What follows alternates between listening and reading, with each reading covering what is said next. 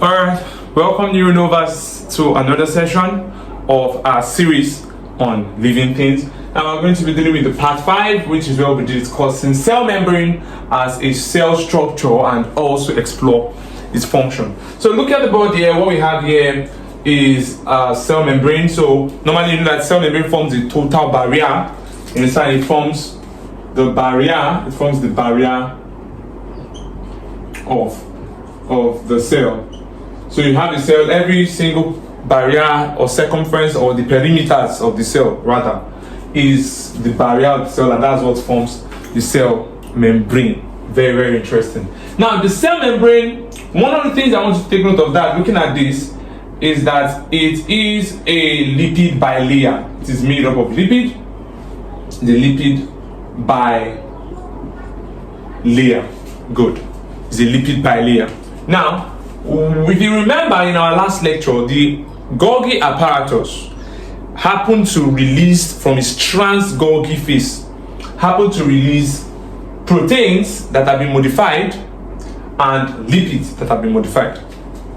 And those lipids that have been modified can either be what and what, we said it can either be a cholesterol, we said it can either be a fatty acid, and then we also said it can either be a phospholipid.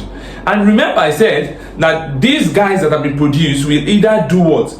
Will either form lysosome, that's lysosomal proteins, while some will do what?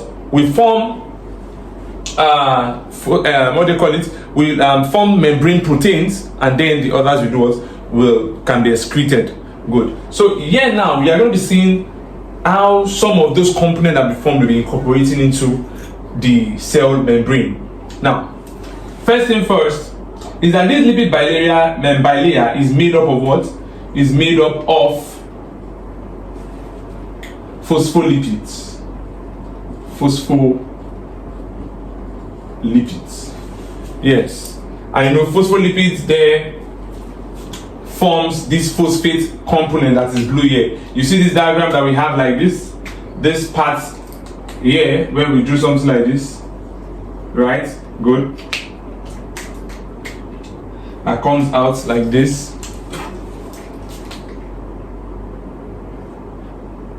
Yeah, this is a phospholipid, and here we have its phosphate group on the top.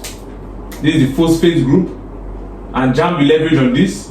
So you have phosphate group right here. Are you there now? And these components here are the fatty acid components. Fatty acids. Now I need you to get something from here. You would have heard where they say that if cell membrane are made up of phospholipid bilayer, right? You say phospholipid bilayer. Now this is what it means. You can see that the double membrane of the cell has lipids at the two membrane walls. So these blue stuffs here represent the phosphate part of the phospholipid, and you can see that you have them at adjacent sides. So when one is up, the other one is down. And then also they are like facing that opposite side. Again, now while the fatty acid component, that's the red, the fatty acid components are both pointing towards each other. Exactly.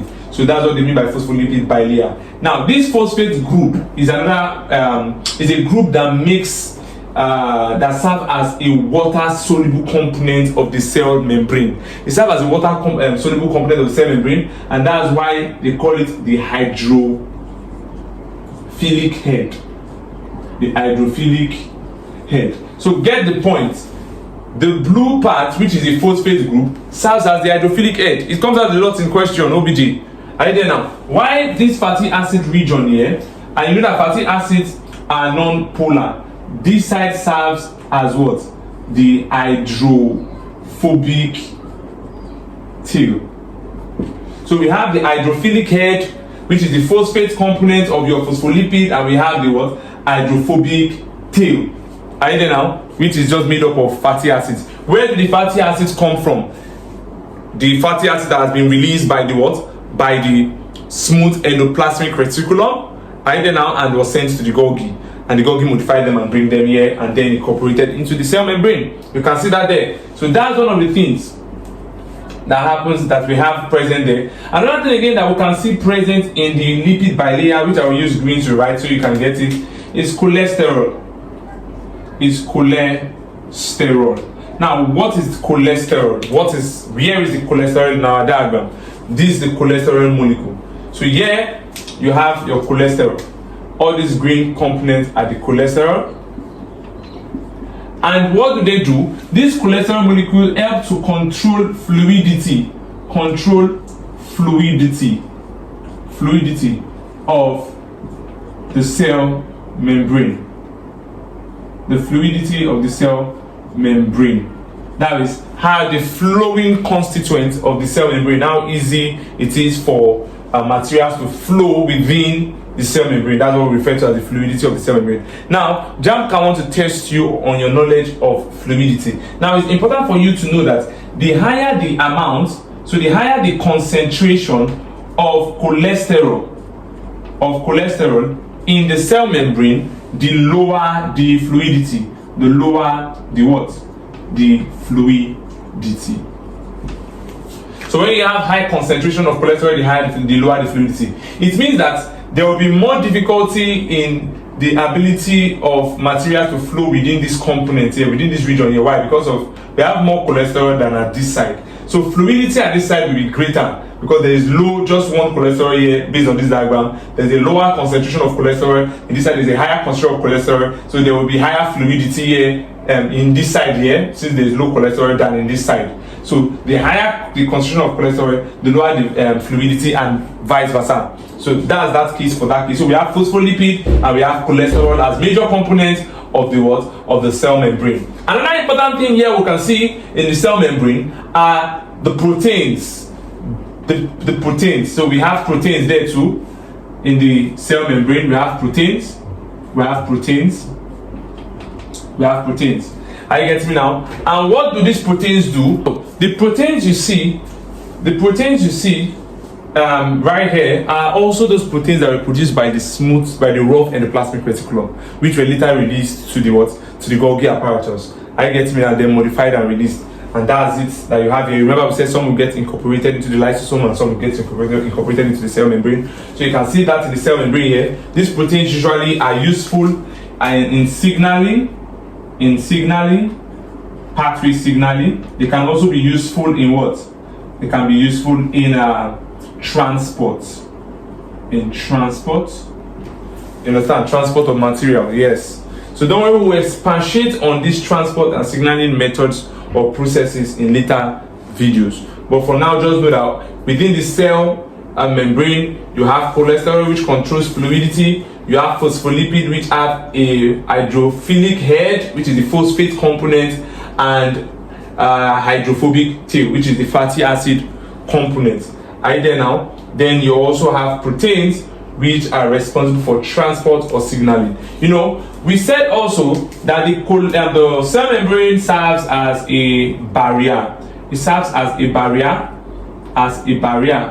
You understand? So materials don't just move in and out anyhow. It regulates the kind of materials that come into the cell and how materials leave the cell. Right there now. And these things happen via three mechanisms. Material tend to enter into the cell or leave the cell through three via major mechanisms. And what are those three major mechanisms? We have simple diffusion.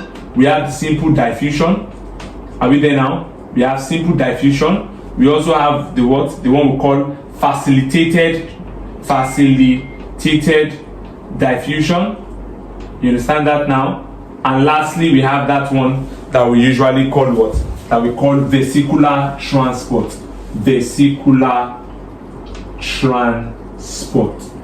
So the cell membrane serves as a barrier, and materials can only move in or out via any of these three methods: simple diffusion, facilitated diffusion, or vesicular transport. That will be explained in later lectures in depth. You get that now? So we'll explain that in later lecture, each of these processes. But for now, we're just looking at them and highlighting their functions. So that will be that for cell membrane.